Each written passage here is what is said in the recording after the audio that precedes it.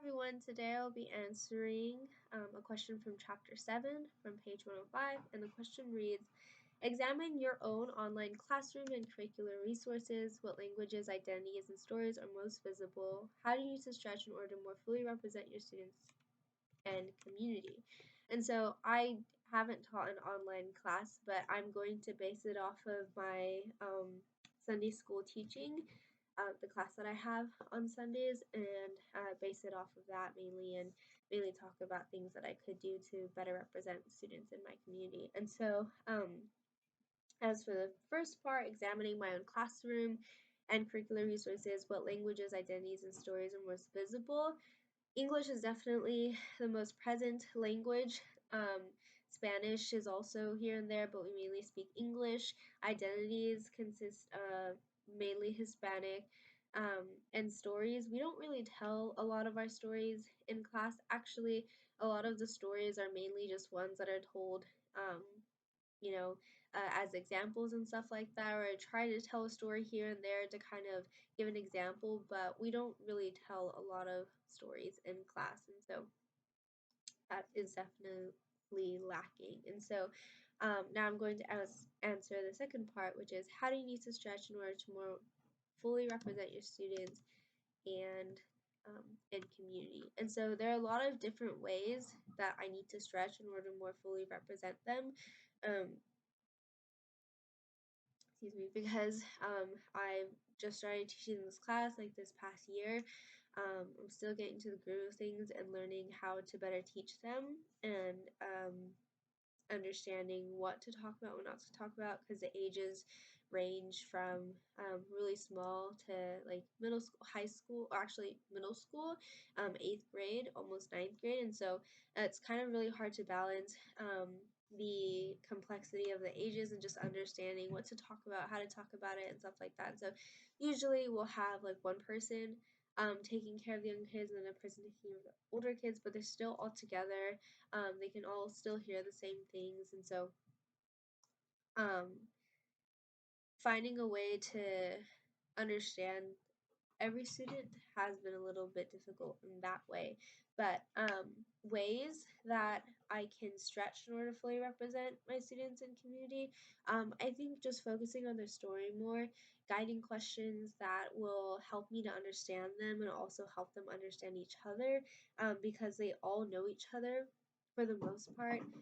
They kind of know their background already. They know who they are. They've spent a lot of time with them. A lot of them have been coming to the church for a couple of years, or their cousins or something like that. And so, um, I need to find ways that students can kind of just get to know those who they might not be as close to. And one of the ways that we can do that is probably virtual lockers. And so, even though this is meant to be an online platform, I know that there's a way to make it in person instead. So, for example, we can just all have a piece of paper and we can just draw out lockers, and in those lockers we can draw things that we feel represent us outside of church. Or what we can do is we can get a bunch of magazines and cut out things that represent who we are outside of church. And so that is one way that we can do that. Another way that I can stretch in order to fully represent my students is kind of just finding ways to incorporate the multiculturalism and the different cultures that are present. And so helping kids be comfortable with embracing different parts of themselves and helping them understand um, that their identity is shifting, and will continue to shift, and it's okay to embrace those parts of themselves. So ultimately, I want to focus the questions on the questions that were presented on page 94, which reads, what words, images, and languages will be visible as students approach the doorway? What music will be playing as they enter the room? What will students do as they wait for others to arrive?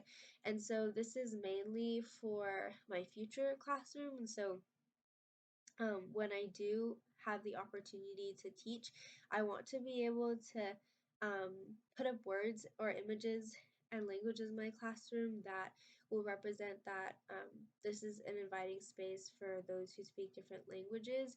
I think this is especially important for an English class because for those who may not speak the language, it can seem very daunting and yeah, it can just seem very daunting. And so I want to create a space where students don't feel afraid to embrace the language or make mistakes in it, but instead are inspired and encouraged to just do their best. Um, what the second question, what music will be playing as they enter the room? I also want to create that space of bringing in different kinds of music so that people feel comfortable embracing their own music. An example of this is um, example of this would be like creating a playlist of different kinds of music tastes and just playing that as I walk into the morning or as they leave at night, and just having them having them hear that as they go in and out of the classroom. Lastly, what will students do as they wait for others to arrive? So this can include guided questions, or sometimes my teachers would put on the board,